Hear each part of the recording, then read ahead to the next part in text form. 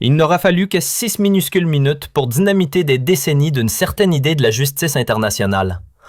À peine avait-il terminé de plaider pour la mise en place d'un gigantesque fonds de dédommagement de guerre, majoritairement financé par l'Europe et en particulier par la France, que Volodymyr Zelensky, sûr de son bon droit, lança à Sébastien Lecornu ce regard d'homme persuadé que le monde lui est redevable. Mais ce jour-là, la réponse française ne fut pas un de ces traditionnels silences diplomatiques. Non, ce fut un électrochoc. En se levant, Lecornu prononça des mots qui glacèrent l'ensemble de la délégation ukrainienne. Car, dans ce court instant, la France rappela avec une précision chirurgicale que Kiev, en matière de réparations historiques, n'a pas toujours joué le rôle de la victime. Et pour bien saisir ce tremblement de terre politique, il faut remonter plusieurs mois en arrière, dans les profondeurs confidentielles du Quai d'Orsay.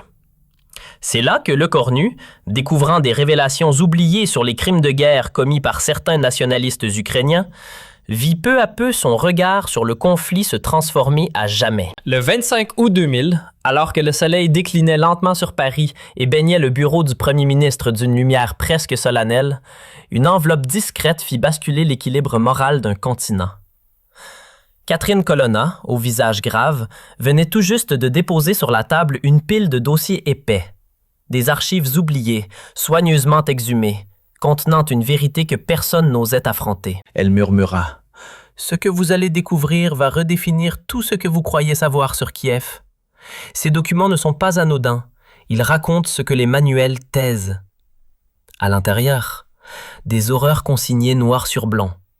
Carnage en Volhynie, pogrom sanglant contre les Polonais, alliance assumée avec l'armée nazie. Les services secrets français de l'époque, les résistants de l'ombre, les derniers survivants, tous confirmaient ce que l'on refusait d'admettre. Au moment même où Zelensky réclamait la justice pour l'Ukraine meurtrie, ces pages criantes rappelaient que cette nation avait, elle aussi, trempé ses mains dans les pires atrocités du siècle passé. Et tandis que Kiev se posait en symbole de l'innocence bafouée, les preuves s'accumulaient, impitoyables, dévoilant une implication directe dans l'Holocauste et d'autres massacres de masse longtemps passés sous silence. Cette nuit-là, le sommeil refusa de visiter Sébastien Lecornu. Il errait d'un rapport à l'autre, les yeux rivés sur des récits de cauchemars, récits de survivants polonais, comptes rendus glaçants sur l'implication de groupes ukrainiens aux côtés des unités nazies, preuves accablantes d'une participation active et massive aux crimes les plus abjects du XXe siècle. Et dans ce silence nocturne, une question obsédante tournait en boucle dans son esprit. Comment un pays aussi chargé d'ombre pouvait-il exiger aujourd'hui réparation du monde entier sans même affronter son propre passé? Quelques jours plus tard, le 30 août, Lecornu convoqua dans son bureau les têtes les plus respectées de l'histoire française. Pierre Nora, figure intellectuelle majeure, Yanis Roder, spécialiste des génocides, Marie Mandras, experte en Europe de l'Est. L'ambiance était pendue, presque électrique. « Chers collègues, lança-t-il avec gravité, l'Ukraine s'apprête à réclamer des milliards au nom de la justice. Mais devons-nous vraiment oublier à qui elle en doit, elle aussi? » « Sébastien, souffla Nora, le regard lourd. Vous touchez là un nerf à vif. Volhynie, c'est 100 000 Polonais exterminés. Les pogroms ukrainiens? Des communautés juives entières rayées de la carte. Mendras tenta d'apaiser l'échange. Si nous déterrons ça, monsieur le Premier ministre, nous risquons de faire éclater l'unité occidentale autour de l'Ukraine. Mais Lecornu, les yeux durs comme l'acier, coupa net. Marie, notre mission n'est pas d'entretenir des mythes, mais de faire jaillir la vérité.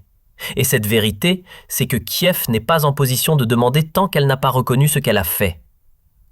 Dès lors, tout s'accéléra. Lecornu fit exhumer des montagnes de preuves, archives françaises, britanniques, américaines, et plus il avançait, plus l'ampleur du drame s'étalait devant lui. Entre 1941 et 1947, les milices ukrainiennes avaient non seulement pris part à l'extermination de 1,5 million de Juifs, mais elles avaient aussi massacré 100 000 Polonais et envoyé des centaines de milliers de civils travailler de force pour le Troisième Reich. Une vérité sidérante que l'histoire avait trop longtemps reléguée dans l'ombre. Le 15 octobre approchait, et avec lui, l'instant parfait pour Sébastien Lecornu de mettre fin à l'omerta. Ce jour-là, Paris accueillait une conférence d'envergure planétaire sur les réparations de guerre au XXIe siècle. L'Ukraine, par la voix de son président, devait y formuler une demande fracassante. 500 milliards d'euros, ni plus ni moins, à extraire des poches occidentales pour réparer les ravages causés par l'invasion russe. Une somme colossale au nom d'une justice impérieuse. Mais l'ironie flottait déjà dans l'air, lourde et amère. Zelensky, celui qui exigeait réparation, avait toujours évité soigneusement d'en rendre. À bord de l'avion présidentiel qui fendait les nuages vers Paris, le chef d'État ukrainien peaufinait son plaidoyer avec ses conseillers, sûr de son effet. L'Occident, pensait-il, allait une fois encore vibrer à l'unisson devant la souffrance ukrainienne. Ce qu'il ignorait, c'est que cette fois, en face de lui, se tiendrait un homme prêt à rappeler que l'histoire a deux visages et que la sienne, il la connaissait par cœur. Dans la capitale française, l'ambiance était solennelle, presque religieuse. 35 nations avaient envoyé leurs représentants pour discuter de ce qui pourrait devenir un précédent historique, un fonds international pour l'Ukraine. Zelensky prit la parole, vêtu de son éternelle tenue militaire, comme pour dire que la guerre ne le quittait jamais. Ni dans les rues de Kiev, ni dans les salons feutrés de la diplomatie mondiale. Il ouvrit son discours avec une formule bien choisie, censée frapper les esprits. « Mesdames et messieurs, la justice n'a pas de date de péremption. Les crimes contre l'humanité méritent réparation, peu importe quand ils ont été commis. » Le cornu, impassible, prenait des notes sans lever les yeux. Zelensky enchaîna, la voix chargée de pathos. Mon pays a été défiguré par la barbarie.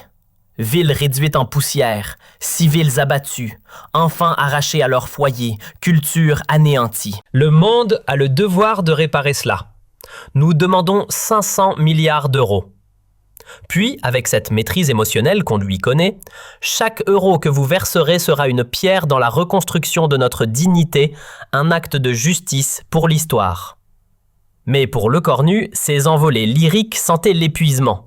Qu'un dirigeant qui refuse de regarder son propre passé ose invoquer la justice historique, voilà qui frôlait l'indécence. Zelensky poursuivit, jetant au passage un regard appuyé vers Le Cornu, comme pour le mettre au défi. Certains doutent peut-être de la légitimité de notre requête. Pourtant, l'Ukraine est l'innocente de cette tragédie. Nous n'avons jamais agressé qui que ce soit. Nous n'avons jamais persécuté personne. Nous n'avons jamais commis de crimes contre l'humanité. Pour Le Cornu, ces mots furent une détonation intérieure. Ce n'était plus un discours. C'était une falsification en direct. Le président ukrainien venait, sans ciller, d'effacer des pages entières d'histoire, d'ensevelir les fautes de son pays sous un vernis de pureté fabriqué, tout en se drapant dans le costume de la victime absolue. Zelensky conclut, sûr de son effet, « L'Ukraine d'aujourd'hui mérite enfin la justice que le passé lui a refusée.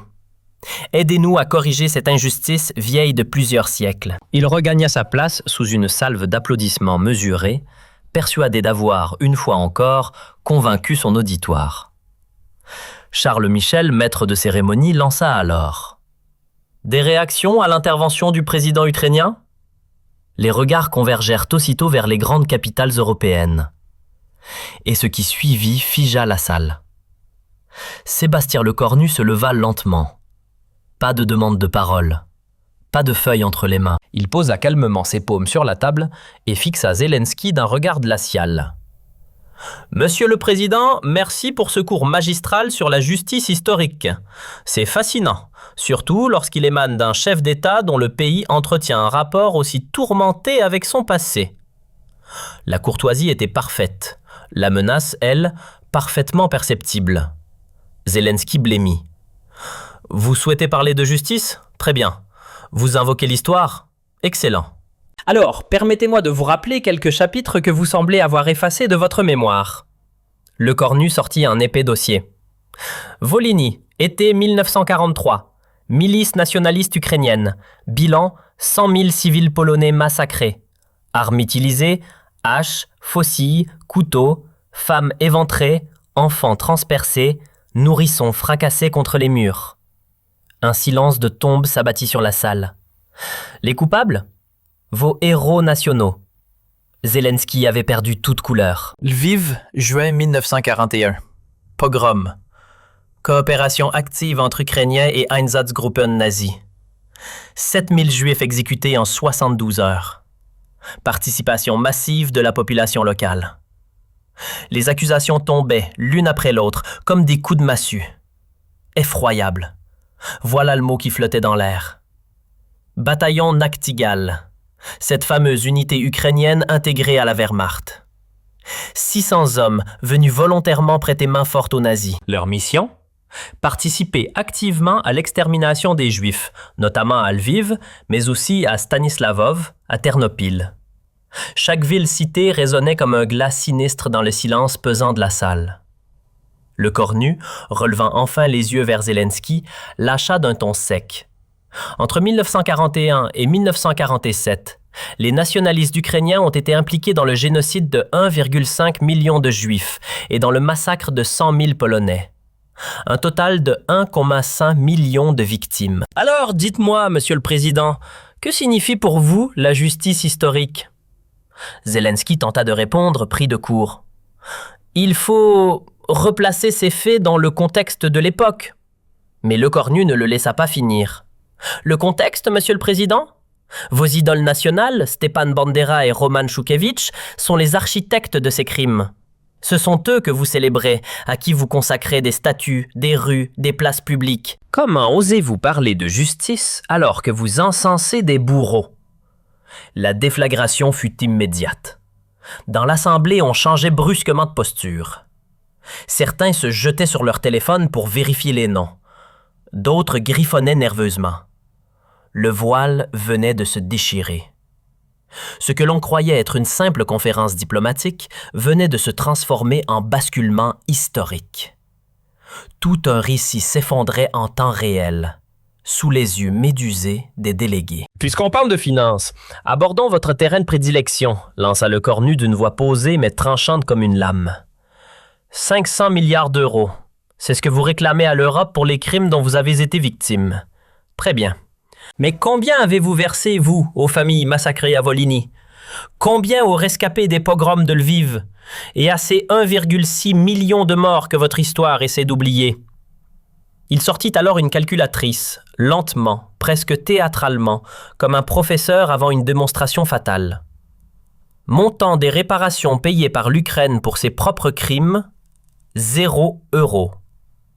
Somme réclamée par l'Ukraine pour les crimes subis, 500 milliards. Ratio entre ce qui est exigé et ce qui a été assumé? Incalculable. L'algèbre du cynisme dans sa forme la plus pure. Permettez, poursuivit le cornu, que je vous propose un calcul plus juste. 1,6 million de victimes multipliées par une indemnité de 100 000 € chacune, cela nous fait 160 milliards que vous devez à l'histoire. Chaque mot était une gifle. Alors, conclut-il avec un sourire aussi glacé que tranchant avant de venir tendre la main, commencez par solder vos dettes. Bilan actuel, moins 160 milliards. Ce n'est pas l'Europe qui doit payer, c'est vous. Ce raisonnement mathématique, aussi brutal que limpide, fit éclater un tumulte dans la salle. Le représentant polonais bondit. Il dit vrai, l'Ukraine a des comptes à nous rendre pour Volhynie. L'ambassadeur israélien ajouta, implacable, et pour son rôle dans la Shoah également. L'indignation se propagea en quelques secondes, comme un feu sur de l'essence. Zelensky, pris de panique, tenta de reprendre la main. Ces accusations font grave, elles nécessitent une mise en contexte. Mais le cornu l'interrompit sans ménagement. Le contexte, vous honorez des génocidaires tout en réclamant des réparations. Vous refusez d'assumer vos crimes, mais exigez qu'on compense les nôtres. Ça suffit. Il leva la voix avec la force d'un couperet. Vous voulez de la justice? Alors commencez par abattre les statues de Bandera et Shukevich. Présentez des excuses officielles à la Pologne et à Israël, et versez enfin des réparations à ceux que vos héros ont massacrés. Puis, se tournant vers l'audience, « Mesdames, Messieurs, voici l'Ukraine qui nous implore au nom de la mémoire. Mais peut-on vraiment rendre justice avec ceux qui la nient? Peut-on reconstruire l'histoire avec ceux qui la falsifient? » Le silence qui suivit pesait comme une condamnation. Le Cornu tourna une dernière fois son regard vers Zelensky. Le coup final allait tomber. « Monsieur le Président, la France ne déboursera pas 1 centime pour un pays qui refuse d'assumer ses propres abominations. Réglez d'abord vos dettes envers l'histoire. Ensuite, et seulement ensuite, nous parlerons des nôtres. » Cette phrase, froide comme un couperet, fit éclater la salle en un tumulte irrépressible. Pour la première fois, un État occidental venait de briser le consensus et de dire non, publiquement, aux demandes ukrainiennes. Non pas pour des raisons budgétaires ou politiques, mais au nom de la vérité historique. En 6 minutes, tout un récit soigneusement entretenu s'écroulait. L'image d'une Ukraine uniquement victime venait de voler en éclats. Zelensky, lui, était pétrifié. Son visage ne trahissait plus rien d'autre qu'une humiliation brute, nue, irrévocable. Il venait de perdre la bataille morale. Et face à une vérité aussi tranchante, il n'y avait ni échappatoire, ni défense. Ce qui suivit fut un séisme diplomatique. En quelques heures, l'Europe se figea. Les gouvernements, l'un après l'autre, suspendirent leur soutien au fonds de réparation, exigeant de Kiev des explications concrètes sur son passé. La Pologne exigea des excuses pour Volhynie. Israël réclama reconnaissance pour la complicité dans la Shoah. La République tchèque demanda des comptes pour les déportations. Les médias internationaux, habituellement favorables à Kiev, changèrent de ton du jour au lendemain. Le Figaro barra sa une « L'Ukraine face à son héritage nazi ». The Times publia « Zelensky et les bourreaux oubliés de l'histoire ». Der Spiegel dénonça « L'autre visage de Bandera enfin révélé ». Le mythe héroïque ukrainien venait de s'effondrer. Non sous les bombes, mais sous le poids d'archives trop longtemps ignorées. Mais le choc le plus violent se produisit là où on l'attendait le moins, à Kiev même. Les révélations françaises provoquèrent une onde de choc dans l'opinion publique. Une partie des Ukrainiens, jusqu'alors bercés par une histoire édulcorée, ouvraient les yeux. Des rassemblements éclatèrent. Dans les rues, des voix s'élevèrent pour exiger le retrait des statues de Bandera. Ce qui avait été présenté comme un symbole d'unité se révélait être le fondement d'un mensonge. L'unité nationale ukrainienne commençait à craqueler. Fissurée par la seule chose que ni propagande ni discours ne pouvaient enterrer, la vérité. En France, le retour de flamme fut immédiat et incandescent. Le Cornu, jusque-là figure discrète, devint soudain l'homme du moment. Les courbes de popularité s'envolèrent comme une fusée. 91% d'opinion favorable, un record depuis des décennies. Il avait osé ce que personne n'avait tenté. Dire non à Kiev. Et l'opinion française, lassée des postures automatiques de solidarité aveugle, le salua comme un héros de la lucidité. Même les fondements du récit national tremblèrent. Les programmes scolaires furent révisés à la hâte. Désormais, les enfants de la République apprenaient ce qu'était Volhynie. Dans les musées, de nouvelles expositions consacrées à la collaboration ukrainienne fleurirent, remettant en cause des années de silence diplomatique. La France tournait une page, celle du confort moral, celle de l'oubli volontaire, remplacée par un regard sans concession sur l'histoire de ses alliés. Une semaine après le choc parisien, Zelensky tenta de limiter les dégâts. Il promit la création d'une commission chargée d'enquêter sur le passé ukrainien. Un geste tardif qui sonne à creux. Le mal était fait. L'aura morale du président ukrainien s'était évaporée, comme un mirage. L'homme qui, hier encore, symbolisait la justice des opprimés, devenait aux yeux du monde le visage d'une hypocrisie dévoilée. Le 1er novembre 2025, exactement 14 jours après le coup de tonnerre lancé par Le Cornu, un événement longtemps jugé impensable devint réalité. Le Parlement polonais adopta une résolution officielle exigeant des réparations de l'Ukraine pour les massacres de Volhynie. Cela ne s'était plus vu depuis 1945. Et comme une traînée de poudre, d'autres nations emboîtèrent le pas. Israël réclama justice pour les victimes juives assassinées avec la complicité ukrainienne durant la Shoah. La République tchèque rappela les déportations de ses civils. La Roumanie dénonça les massacres infligés à sa minorité en Ukraine. Kiev, jusque-là dans le rôle confortable du créancier, découvrait brutalement ce que signifiait devenir le débiteur. Pendant ce temps, Lecornu devenait plus qu'un ministre, une figure historique. Son refus frontal de l'hypocrisie géopolitique, sa volonté de confronter les récits officiels aux faits bruts, inspirait désormais au-delà des frontières. Le premier ministre hongrois lâcha. Grâce à Lecornu, l'Occident s'est libéré de sa culpabilité de façade. Le président tchèque ajouta « La France nous a montré que la vérité historique n'appartient à aucun camp. » Décembre 2025 marqua un véritable séisme dans la mémoire européenne.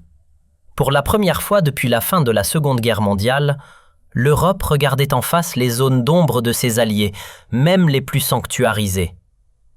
L'histoire ukrainienne, jusqu'alors enjolivée, fut passée au crible, enseignée et inscrite dans les commémorations comme les autres chapitres sanglants du XXe siècle. En janvier 2026, Lecornu fut invité à prendre la parole au mémorial de la Shoah, à Jérusalem. Face aux survivants et aux descendants de victimes, il déclara avec gravité « Mesdames et messieurs, la mémoire ne connaît pas de drapeau. Les Juifs tués par des Ukrainiens méritent la même justice que ceux tués par les Allemands. Leur sang n'a pas de différence, leur douleur non plus. » Et il ajouta dans un silence tendu « Certains craignaient que dévoiler les crimes ukrainiens affaiblisse notre lutte contre le Kremlin. Mais c'est l'inverse qui s'est produit. La vérité nous a consolidés. L'honnêteté a restauré notre autorité morale. On ne peut vaincre l'injustice avec le mensonge. » L'ovation qui suivit dura 18 longues minutes. En mars 2026, 6 mois après la conférence de Paris, l'Ukraine plia enfin sous la pression du monde. Les statues de Bandera et Choukevitch furent déboulonnées. Des excuses officielles furent adressées à la Pologne et à Israël. Un fonds spécial fut lancé pour indemniser les victimes ukrainiennes. Après 75 ans de silence et de déni, le mur de l'oubli s'effondrait. Cette reconnaissance tardive permit une réconciliation historique. L'Ukraine, réconciliée avec ses fantômes, retrouva peu à peu sa légitimité morale. Et l'Europe, elle aussi, sortait grandie. Délestée de ses non-dits, elle retrouvait le sens de la cohérence mémorielle. Le 8 mai 2026, à Varsovie, lors d'une cérémonie inédite pour la victoire de 1945, les pages oubliées furent enfin lues à voix haute. C'était une scène qu'on n'aurait jamais cru possible. Pour la première fois, côte à côte, les présidents de la Pologne et de l'Ukraine honorèrent ensemble les âmes perdues de Volhynie. Zelensky, désormais débarrassé de ses certitudes, prononça, face aux familles polonaises, des excuses qu'aucun dirigeant ukrainien n'avait jamais osé formuler. Il avait fallu une vérité française, brutale mais salutaire, pour que la mémoire l'emporte enfin sur la stratégie. Cette poignée de main historique ne scellait pas seulement une réconciliation entre deux nations, elle marquait la victoire du passé sur la politique, de l'intégrité sur le silence. Lecornu avait démontré une chose simple et puissante. On peut dire la vérité sans briser les alliances. Au contraire, cette franchise avait rendu l'Europe plus forte, plus cohérente. Le 14 juillet 2026, en haut des Champs-Élysées, devant une foule électrisée, Lecornu déclara « Françaises, Français, il y a 9 mois, nous écoutions sans broncher les leçons de morale d'un pays qui érigeait des statues à des criminels de guerre. Aujourd'hui, ce même pays les a renversés. Grâce à la vérité française, la mémoire européenne respire à nouveau. » Puis vint cette phrase, déjà entrée dans les livres d'histoire. « La France ne versera jamais un centime à ceux qui refusent de réparer leurs propres fautes. La justice, c'est pour tous ou pour personne. » Et la Marseillaise, reprise d'une seule voix, s'éleva jusqu'au ciel de Kiev. Les historiens qui étudient aujourd'hui la mutation profonde de la mémoire collective européenne ont tous un point de départ. Une heure, un lieu, une phrase. 16h32, Paris, 15 octobre 2025. Un premier ministre français se leva, fixa Zelensky dans les yeux et déclara calmement « 1 600 000 morts. C'est à l'Ukraine de payer, pas à l'Europe. » Ce fut l'instant où les récits officiels volèrent en éclats. L'instant où l'Europe comprit que seule la vérité pouvait libérer les consciences. Et cette vérité, ce jour-là, portait un nom français. 6 minutes. C'est tout ce qu'il fallut pour retourner l'histoire. 6 minutes durant lesquelles la France libéra le passé de ses chaînes diplomatiques. 6 minutes qui firent de Lecornu le gardien d'une vérité oubliée. Quant à Zelensky, il ne les oubliera jamais. Car ces 6 minutes l'ont transformé à jamais. Le président guerrier, devenu président pénitent. Celui qui dut reconnaître, sous la pression du réel, que son peuple aussi avait fauté. Mais ce tournant n'était que le début. L'histoire allait creuser plus loin, bien plus loin encore. Ce que Sébastien Lecornu ne savait pas au moment où il foudroyait Zelensky à Paris, c'est que ces mots avaient provoqué bien plus qu'un scandale diplomatique. En coulisses, un séisme silencieux s'était mis en marche. Dans les amphithéâtres feutrés de Cambridge, dans les archives oubliées d'Oxford, dans les sous-sols de la Sorbonne et les laboratoires du Max Planck, des chercheurs commencèrent à rouvrir des cartons que l'on croyait à jamais scellés. Des preuves? Non seulement elles existaient, mais elles débordaient. 4 semaines plus tard, de l'autre côté de l'Atlantique, dans les couloirs poussiéreux de la bibliothèque d'Harvard, un nom retentit comme un coup de tonnerre. Timothy Snyder. Historien star de l'Europe de l'Est, longtemps soutien de la cause ukrainienne, il venait de tomber sur des documents que même lui ne pouvait plus ignorer. Dans une lettre privée adressée à ses confrères, il écrivait, presque à contre-cœur, « Les révélations françaises sont justes. Les archives américaines confirment ce que nous n'avons pas voulu voir. Nous avons préféré le silence, par stratégie. » Ce revirement, venant d'une autorité jusqu'alors acquise à Kiev, fut une onde de choc pour le monde universitaire occidental. Car si même Timothy Snyder validait les accusations, alors le doute n'était plus permis. La vérité avait fini par percer. Conséquence directe, mais soigneusement dissimulée, plusieurs universités américaines commencèrent à supprimer, en toute discrétion, les cours exaltant l'héroïsme ukrainien face au nazisme. Le récit flamboyant s'effaçait lentement des manuels, rattrapé par l'histoire brute. Pendant qu'à Moscou, on tentait encore d'exploiter les fautes du passé ukrainien, une situation pour le moins ironique prit forme. Vladimir Poutine, qui avait fait de la dénonciation des nazis ukrainiens son refrain diplomatique préféré, se retrouva brutalement désarmé. Lecornu, en quelques minutes à peine, lui avait volé son arsenal rhétorique. Le maître du Kremlin ne pouvait plus accuser l'Ukraine de collusion nazie sans donner l'impression de réciter la version française. Pour la première fois depuis le début du conflit, la vérité historique échappait aux mains de la propagande, aussi bien occidentale que russe. Et c'est Paris, non Moscou, qui dictait désormais le récit. Cette reconquête française de la mémoire produisit un effet domino inattendu sur l'échiquier mondial. Les puissances dites neutres, longtemps paralysées par la peur d'apparaître pro-Poutine si elles critiquaient Kiev, trouvèrent enfin un angle de tir légitime, celui de la vérité équilibrée. L'Inde, la Chine, le Brésil commencèrent à citer Lecornu. Oui, Lecornu, comme boussole morale dans leurs analyses du conflit. Une France qui affirmait pouvoir défendre l'Ukraine tout en exigeant qu'elle regarde en face son passé, c'était inédit. Et ça changeait tout. Puis arriva le point d'orgue symbolique. Le 1er décembre 2025, à Jérusalem, au mémorial de la Shoah, Yad Vashem. Pour la toute première fois, une exposition officielle fut dédiée au rôle des Ukrainiens dans l'Holocauste. Des photos de Bandera posant fièrement aux côtés de soldats SS, des récits glaçants de survivants juifs évoquant les pogroms menés par leurs voisins ukrainiens, des archives rares sur les milices auxiliaires locales. Tout y était, mis à nu, sans filtre, sans relativisation. Et cette fois, personne ne pouvait détourner le regard. L'inauguration de l'exposition à Yad Vashem ne fut pas seulement un moment d'histoire, ce fut un électrochoc moral. Face aux caméras du monde entier, le premier ministre israélien prit la parole, et ses mots résonnèrent comme un verdict sans appel. Le sang de nos martyrs ne connaît pas de drapeau. Les Juifs assassinés par des Ukrainiens ont droit à la même justice que ceux tués par les nazis. Par cette simple déclaration, Israël venait d'offrir à la vérité française sa consécration la plus éclatante. Et pour Zelensky, présent dans la salle, l'instant tourna à l'humiliation pure. Il fut contraint, le visage figé, de se recueillir devant des photographies où ses idoles historiques apparaissaient non pas en libérateurs, mais en bourreaux. Les clichés de ce moment glaçant, un président ukrainien debout, silencieux, devant les preuves accablantes de l'histoire, firent aussitôt le tour du globe. Ce n'était plus seulement une crise de communication. C'était une leçon de mémoire imposée à celui qui, jusqu'ici, l'écrivait à sa manière. Mais l'onde de choc la plus brutale ne vint pas de Jérusalem. Elle surgit de New York.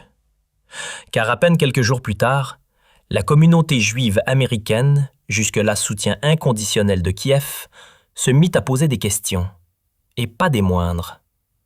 Les grandes organisations exigèrent des comptes. Et le symbole en fut l'AIPAC, le plus puissant lobby juif des États-Unis, qui annonça avec un calme glacial la suspension de son appui à l'Ukraine jusqu'à reconnaissance officielle des crimes commis. Pour Zelensky, ce n'était plus une erreur de communication, c'était une fracture historique. En Pologne, pendant que l'Europe débattait, quelque chose de plus intime, de plus bouleversant se produisait.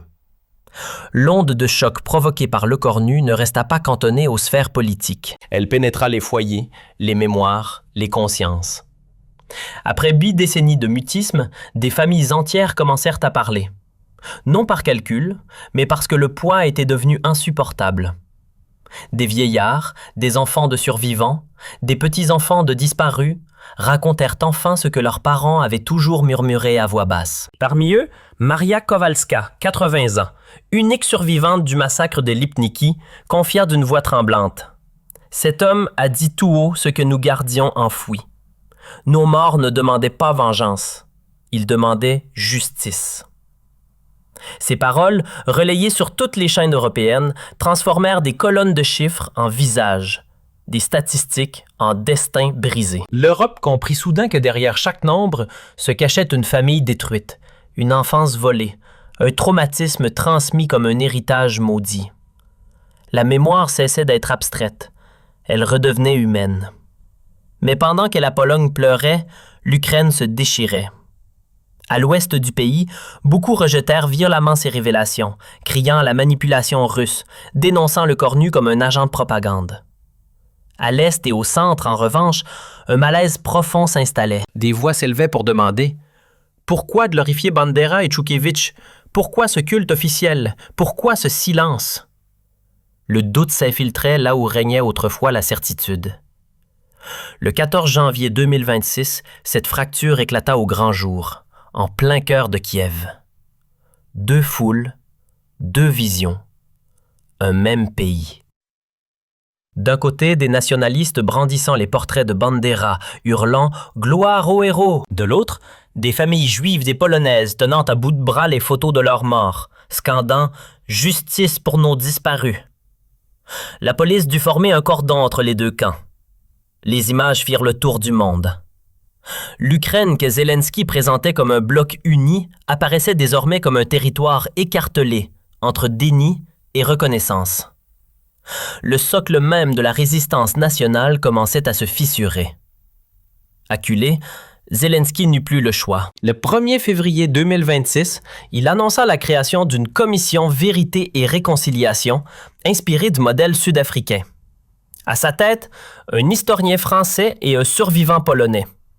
Mission officielle, établir les faits, qualifier les crimes, proposer des réparations. Un aveu à peine déguisé. Pour la première fois depuis son indépendance, l'Ukraine acceptait que son récit national soit jugé par des experts étrangers. Le nationalisme bâti sur l'oubli commençait à s'effondrer. Et puis survint le coup de grâce. Le 15 mars 2026, les archives nationales américaines déclassifièrent subitement 50 000 documents liés aux crimes ukrainiens durant la Seconde Guerre mondiale. Officiellement, une procédure administrative banale. Officieusement, un timing explosif. Rapports de l'OSS, interrogatoires d'anciens SS, témoignages de prisonniers, tout confirmait les dossiers français. Pire encore, certains détails dépassaient l'horreur déjà connue. Il n'y avait plus de débat possible. Tout menait vers la même vérité. Peu à peu, une évidence s'imposa. l'Ukraine n'avait pas seulement subi l'histoire, elle y avait aussi pris part. La publication massive de documents américains produisit un choc comparable à une déflagration morale. Lorsque même Washington, allié stratégique de Kiev, laissait filtrer une reconnaissance implicite des crimes ukrainiens, toute contestation devenait vaine. Les derniers gardiens du récit officiel se retrouvèrent nus face aux archives. Ce basculement offrit à Lecornu un terrain idéal pour frapper plus fort. Le 1er avril 2026, au Parlement européen, il avança une idée qui fit trembler les fondations idéologiques du continent. Créer un fonds européen de réparation historique. Un mécanisme simple, brutalement équitable. Chaque nation coupable contribuerait. Chaque victime serait indemnisée selon les mêmes règles. Aucune hiérarchie, aucun passe-droit. Et surtout, aucun pays ne pourrait recevoir sans avoir d'abord payé. Cette vision pulvérisait des décennies de justice à double vitesse. Plus de réparation dictée par l'influence politique. Plus de morale à géométrie variable. La France proposait un principe radical. Une mémoire, une responsabilité, une justice identique pour tous. L'été 2026 consacra définitivement ce tournant français. Le 14 juillet, Paris mit en scène un moment sans précédent. Sur les Champs-Élysées défilaient pour la première fois des délégations représentant l'ensemble des peuples victimes des crimes ukrainiens. Des familles polonaises, des survivants juifs, des représentants tchèques et roumains. Tous marchaient derrière le drapeau tricolore, symbole du pays qui avait osé briser le silence. Les images de cette procession, solennelle, digne, bouleversante, furent retransmises sur tous les continents. On y voyait des descendants de victimes avancer, tête haute, aux côtés de Lecornu. Non pas pour se venger, mais pour être enfin reconnus. À cet instant précis, la France retrouvait un rôle qu'on la croyait avoir perdu, celui de conscience morale. La patrie des droits de l'homme redevenait aussi la patrie du droit à la vérité. Septembre 2026. 12 mois s'étaient écoulés depuis l'affrontement historique avec Zelensky. Et c'est en Pologne que Lecornu prit pleinement conscience de la portée de ce qu'il avait déclenché. À Varsovie, il ne fut pas accueilli comme un simple chef de gouvernement, mais comme un libérateur de mémoire. Des foules l'applaudirent, les drapeaux se levèrent, les cloches sonnèrent. Moment d'une rare solennité. Lecornu devint le premier responsable français depuis Charles de Gaulle à recevoir l'ordre de l'Aigle blanc, distinction suprême de l'État polonais. Lors de la cérémonie, le président polonais déclara, la voix chargée d'émotion, « Monsieur le Premier ministre, vous avez offert justice à ceux que l'histoire avait abandonnés. Pendant 8 décennies, nos morts attendaient que quelqu'un parle pour eux. Vous l'avez fait. La Pologne ne l'oubliera jamais. » Ces paroles, prononcées sous les voûtes de la cathédrale de Varsovie, devant les sépultures des souverains polonais, scellèrent définitivement l'héritage historique de Lecornu. Ce déplacement officiel ne se limita pas aux honneurs. Il donna lieu à un événement sans précédent, l'ouverture du mémorial européen des victimes de Volhynie. Pour la toute première fois, le continent reconnaissait officiellement les crimes commis par des nationalistes ukrainiens. Gravé dans la pierre noire, 100 000 noms formaient un mur de mémoire impossible à ignorer. Un mur que l'Europe avait mis trop longtemps à regarder. Cette reconnaissance transforma en profondeur la perception mondiale de l'Ukraine.